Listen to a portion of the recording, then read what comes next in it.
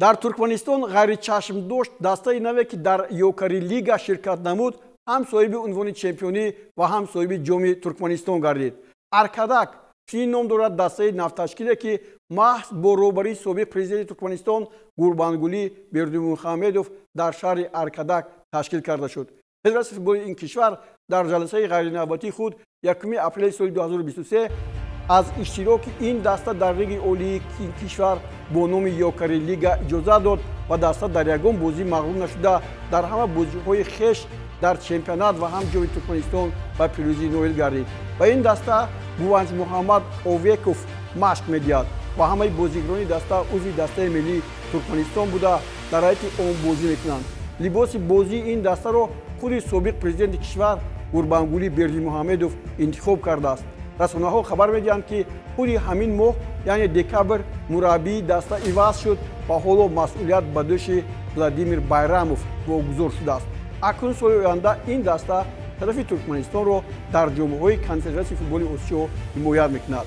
ارکاداک در یوکاری لیگا در 24 وقوعی غلبه کرده، یگان وقوعی را بای و مساوی نکرده و دروازه حریفان 83 گل زد و از دروازه‌اش همگی 17 توپ بیرون آورده است.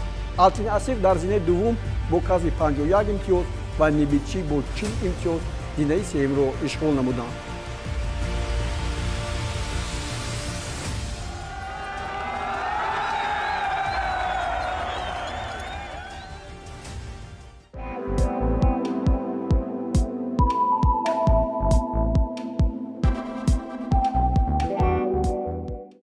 با چمپیونات قرقیزستان رو می‌آوریم. مراتبه دوم پای در پای به دسته عبدیش عطا موفق شد که عنوان چمپیونی را در این دولت به دست آورد. عبدیش عطا در حقیقت دسته پرقوت است و این را ما از هنرنمایی‌اش در جام کنفدراسیون فوتبال آسیا درک کردیم. در موسم امسالی لیگ برتر قرقیزستان عبدیش عطا چمپیون نوی این کشور بر ایلبرس با حساب 3-0 ظفر یافت. در این وقوعی در دقیقه 40 ارنست باتیرخانوف حساب را باز کرد. این بازیگر در دقیقه سوم وقتی ایلوه شده با این بازی باز یک گل دیگر دوبل خود را هم سازمان داد و گل دیگر را در دقیقه 72 کوژوخر به نشان رسانید. خوب سخن درباره آنکه پرمیر لیگ چگونه جنببست شد. دسته عبدیش عطا 57 امتیاز به دست آورد.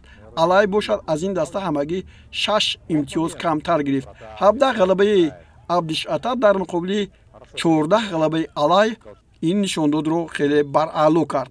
عبدیش عطا 6 مساوی داشت، 4 باخت، 9 مساوی علای و 4 باخت. این دسته در یاد مخلصان باقی خواهد ماند. خب باری اول در کشور قرقیزستان 10 دسته در لیگ اولی اون شروع کردند و جای آخر رو دسته کرابالتا به دست آورد و در زیر دهم موقع گرفت و این سال این چمپیونات رو ترک میگوید. با جای این دسته دیگر خواهد آمد. خب با یک معنا امسال مسابقه قرقیزستان خیلی خوب گذشت. سالهای پیشین بعضی دسته ها بازی ها رو تو به انجام نمی رساندند. 27 بازی گذرانیده شد و دوردوی جای سوم رو گرفت. از 27 وقوعی در 14 بازی غلبه کرد. 8 مساوی داشت، 5 باخت، 54-24 نتیجه توی پایش بودند. همگی از دسته علای 1 امتیاز کمتر گرفت. یعنی رقابت خیلی جالب بود. دسته الگا یا اولغا که ما میگفتیم در زینه چهارم موقع گرفت.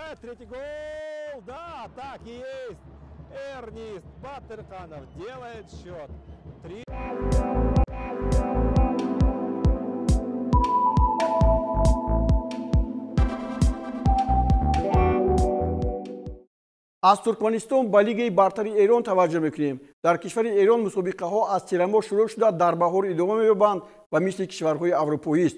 حالا دور 14 به انجام رسید و در آن 16 تیم اشتراک میکند.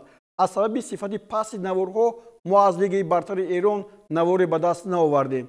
استقلال شهر تهران در زینه اول جدول مسابقات موقع دارد. سپاهان در زینه دوم و پرسپولیس وحدت حنانوف در جای سوم میباشند. به جدول مسابقه توجه کنید.